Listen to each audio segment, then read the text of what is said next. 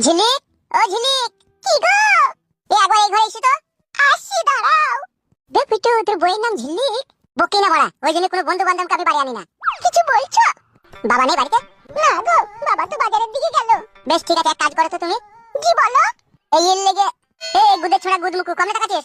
কই কমে টাকাছিস? কোনো দিকে টাকাই নি তো। চোখে বড়া হয়ে দেবো। আমার নাম পিটু, জানো তোমাকে? ভাই, বাড়িতে ডেকে নেই ভাবে অপমান করি না ভাই। কি হয়েছে কি? এই ফেদা কপালি ছোড়া আমার বন্ধু হয়। তোমার সাথে আমার যখন বিয়ে হইলো তখন এই বরযাত্রী যায়নি বলে সেই জন্য রাস্তায় আমাকে বলছে আমি তো কিছু খেতে পেলাম না, তা বাড়িতে লেগে চাটি লুচি পরোটা মিষ্টি খাওয়া, তাই সেই জন্য ওকে নিয়ে এলাম। তা ভালো করেছো, বন্ধু যখন হয় তখন তো লুচি পরোটা খাইতেই হবে।